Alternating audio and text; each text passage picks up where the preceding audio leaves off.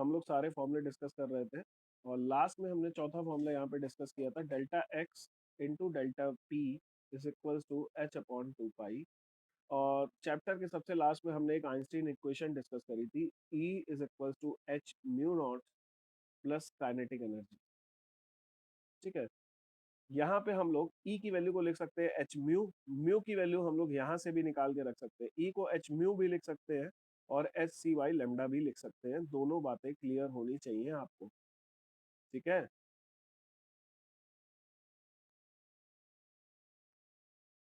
चलिए, ये था क्वेश्चन नंबर हमारे पास 19। ठीक है, लगाइएगा और फिर से डिस्कस कर लेंगे। 19 के बाद आता है हमारे पास क्वेश्चन नंबर, देखिएगा क्वेश्चन नंबर 21। मेरे हिसाब से ये क्वेश्चन बहुत आसान है।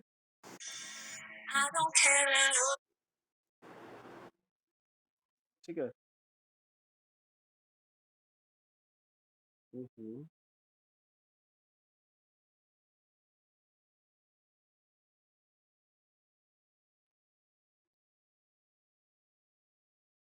मेरे हिसाब से ये क्वेश्चन बहुत आसान है।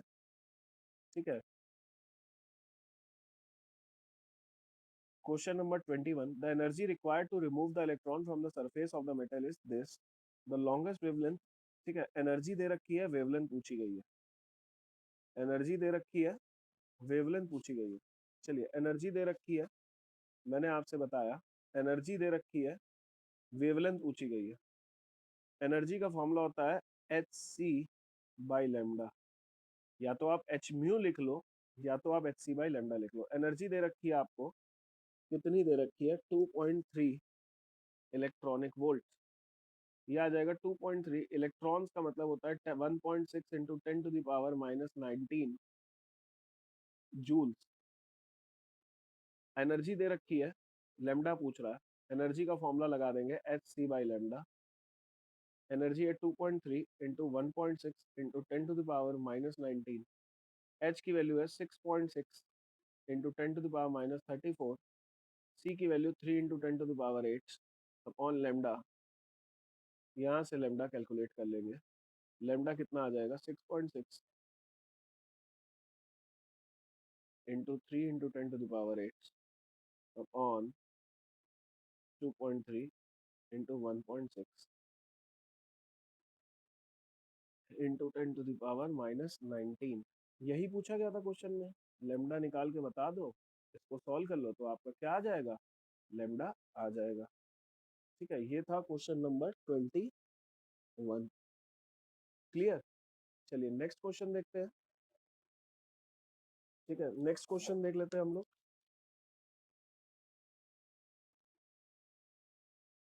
नेक्स्ट क्वेश्चन देख लेते हैं हम लोग।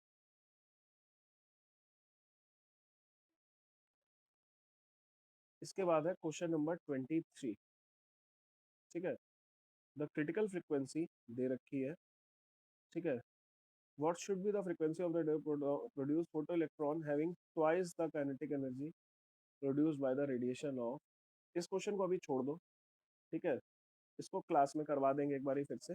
बाकी सारे क्वेश्चंस को देखते हैं। ठीक है, मैं ये पूछना चाहूंगा कि आपने इन ऑर्बिटल्स को नाम दे दिया, ये वाला क्वेश्चन कैसे किया, क्वेश्चन नंबर 29। ठीक है, उसके बाद क्वेश्चन नंबर 28 कैसे किया। ठीक, और ये तो नीचे कर लिया होगा। ठीक है, यहाँ पे वेवलेंथ दे रखी है, मास पूछा गया। ठीक है, तो फॉर्मूला बहुत सिंपल है, lambda is equal to h upon m v. V की वैल्यू रख देना 3 इंटू 10⁸ लेमडा दिया हुआ है। ये क्वेश्चन हो जाएगा। आप लोग ये बताइएगा कि क्वेश्चन नंबर 28 कैसे किया आप लोगों ने सॉल्व। कोई बच्चा बता सकता है? अर्पित माइक ऑन करके बताओ, क्योंकि तुमने डाउट्स नहीं पूछे ये वाले।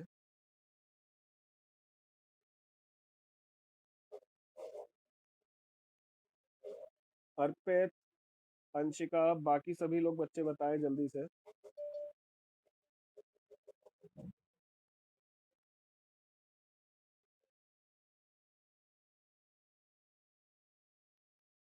विवेक बता रहा है, देखते हैं। अभी यहाँ तक पहुंचे नहीं हो, चलिए। सो अंशिका ये क्वेश्चन सॉल्व कर लिया। हिमानी आप बताइए क्वेश्चन कैसे सॉल्व करेंगे ये वाला क्वेश्चन नंबर 28। ठीक है, तो आइए थोड़ा सा डिस्कशन करते हैं, फिर इसको अच्छे से सॉल्व कर लेते हैं। ठीक है, थोड़ा सा डिस्कशन कर लेते हैं। अच्छा, आइए थोड़ा सा डिस्कशन कर लेते हैं। अच्छा, अंशिका कह रही 20 तक किए हैं। सो आइए बेटा थोड़ा सा हम लोग यहाँ पे डिस्कस कर लेते हैं NLM के बारे में। ठीक है, n, अगर हमारे पास n की वैल्यू 1 है, ठीक है, तो L की वैल्यू होती है 0। ये शेप बताता है, इसमें सिर्फ s ऑर्बिटल होगी और यहाँ पे m की वैल्यू भी होगी 0। हाँ, इसी तरह अगर n की वैल्यू 2 है, n की वैल्यू 2 है, तो L की वैल्यू हो सकती है 0 और 1। ये S शेप के लिए है, ये P शेप के लिए। S शेप में सिर्फ और सिर्फ m की वैल्यू होती है 0, जबकि इधर होती है -1, 0 और 1। यहाँ पे सिर्फ एक ऑर्बिटल्स है और यहाँ पे कितनी ऑर्बिटल्स है? 3 ऑर्बिटल्स है। ठीक है, यहाँ पे एक ऑर्बिटल। ठीक है, इसी तरह 2 के बाद 3 आता है। 3 आता है तो 3 में 0, 1 और 2 तीनों आएंगे। ये S शेप है, ये P शेप है, ये D शेप है। ठीक है, यहाँ पे 0, यहाँ पे -1, 0, 1, यहाँ पे -2, -1, 0, 1 और 2। यहाँ पे एक ऑर्बिटल, यहाँ पे 3 ऑर्बिटल, यहाँ पे 1, 2, 3, 1, 2, 3, 4 और एक 5 ऑर्बिटल। ठीक, ये सबको पता है। ठीक, अब जो चीज नहीं पता है वो डिस्कस कर लेते हैं। ठीक है, जो चीज आप लोगों को नहीं पता है उसको पहले डिस्कस कर लेते हैं। ठीक है, क्या नहीं पता आपको? आपको शेप्स के बारे में नहीं पता है। ठीक है, तो शेप्स के बारे में डिस्कशन करना स्टार्ट कर देते हैं। थोड़ा सा डिस्कशन करते हैं शेप्स के बारे में। ठीक है, सबसे पहले आपको बता दें शेप्स के बारे में। ठीक है, शेप्स ऑफ ऑर्बिटल्स। सबसे पहले आता है एस शेप। क्या आती है? एस शेप आती है। सबसे पहले एस शेप आती है। एस शेप का मतलब होता है कि ये ऐसे स्पेरिकल है और इसके लिए m की वैल्यू 0 होती है हमेशा। ये आपको पता है क्योंकि इधर एक ही ऑर्बिटल खाली है। ठीक, चलिए दूसरा आता है पी शेप। कौन सी शेप आती है? पी शेप आती है। आपको बता दें पी शेप के लिए 3 ऑर्बिटल्स होती है। कैसी ऑर्बिटल्स होती हैं? -1, 0 और 1। ठीक है, -1 कब कहते हैं? m की वैल्यू -1 के लिए शेप होती है हमारे पास पी एक्स। -1 के लिए शेप होती है पी एक्स, यानी कि p जो है वो x ऑर्बिटल्स में ऐसे शेप बना के बैठा हुआ है। ये पी एक्स है। हाँ, इसी तरह m इज इक्वल्स टू +1 के लिए हमारे पास शेप होती है पी वाई, यानी कि वाई एक्सिस में जब ऐसी शेप बनती है, इलेक्ट्रॉन यहाँ पे एंटर करता है तो उसके लिए m की वैल्यू क्या रखते हैं? +1 रखते हैं। इसी तरह अगर m की वैल्यू 0 है तो इसकी शेप होती है पी जेड। ये x, ये y और ये z। यहाँ पे अगर इलेक्ट्रॉन एंटर करता है तो इसे हम लोग बोलेंगे पी जेड, यानी कि ये है x, ये है y, ये है x, ये है y और ये है z। ये पी एक्स ऑर्बिटल है, ये पी जेड ऑर्बिटल है, पी वाई ऑर्बिटल है और ये कौन सी ऑर्बिटल है? P Z orbital. पी में 3 शेप होती हैं, तीनों शेप हमने बना दिए और हर शेप का एक नंबर है। इसका नंबर ये है, इसका नंबर ये है और इसका नंबर ये है।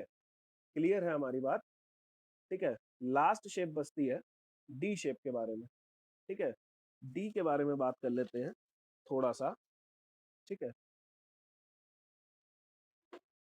डी के बारे में बात कर लेते हैं, डी ऑर्बिटल्स के बारे में। डी ऑर्बिटल्स के बारे में, डी ऑर्बिटल्स में आप सभी को पता है यहाँ पे 5 ऑर्बिटल्स होने वाली है। डी सबशेल में 5 ऑर्बिटल्स होने वाली है, 1 2 3 एंड 4।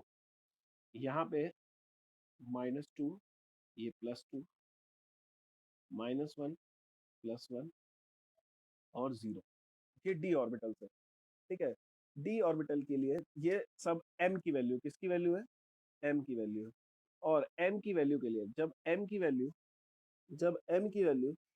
0 है, जब m की वैल्यू 0 है तो इसकी शेप होती है D Z square. D Z square का मतलब होता है, मान लो ये z एक्सिस है, तो यहाँ पे इस तरीके से शेप बनती है इसकी, और ऐसे करके गोला बना होता है। ये शेप कौन सी है, डी जेड स्क्वायर है। और अगर यहाँ पे इलेक्ट्रॉन एंटर करता है तो वो कौन सी ऑर्बिटल में होगा, डी जेड स्क्वायर शेप में होगा। चलिए नेक्स्ट देखते हैं। डी जेड स्क्वायर के बाद अगर हमें -2, -1 और +1 में एंटर करता है, m इक्वल टू -1 है, तो कौन सी शेप बनेगी, d x square minus y square. यानी कि अगर ये एक एक्स वाई प्लेन है, ये x है, ये y है, ये z है, x square minus y square, ठीक है। यहाँ पे अगर आपसे कह रहा है कि x square minus y square, तो आपको समझ जाना है कि एक एक्स एक्सिस पे है और एक डम्बल शेप कहाँ है, वाई एक्सिस पे, ठीक। याद करना है थोड़ा सा, -1 के लिए होता है d x square minus y square, एक एक्स पे एक वाई पे। इसी तरह m इक्वल टू +1 के लिए होता है d x y. X y का मतलब पता है क्या होता है, एक्स वाई का मतलब होता है कि यहाँ पे जो ऑर्बिटल्स है वो एक्स एक्सिस पे नहीं है, यहाँ बीच में है कहीं, यहाँ बीच में है कहीं, इसी तरह यहाँ बीच में है कहीं, और यहाँ बीच में है कहीं, ठीक है। देखो दो तरीके से पॉसिबल है, ये पूरा एक्स एक्सिस पे, ये पूरा वाई एक्सिस पे। अगर देखो, ऐसे देखो, ये बन रहा है तो इसे एक्स स्क्वायर और ये y square, d x square minus y square. अगर ऐसा बन जाए यहाँ पे और यहाँ पे, तो इसे बोलेंगे डी एक्स वाई, ठीक है। तो दोनों अलग अलग है। डी ऑर्बिटल्स में ये भी शेप पाई जाती है। डी एक्स वाई कब आता है, जब m की वैल्यू +1 आती है। लास्ट बच रही है दो, m की वैल्यू -2। m की वैल्यू -2 के लिए हमारे पास डी एक्जेड शेप होती है, और m की वैल्यू +2 के लिए हमारे पास कौन सी शेप होती है, डी वाई जेड। याद करना है, इसके लिए है,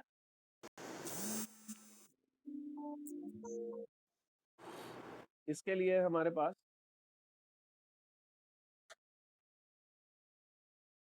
ठीक है। याद करना है इसको। अरे यार वीडियो फंस गई है कि चल रही है,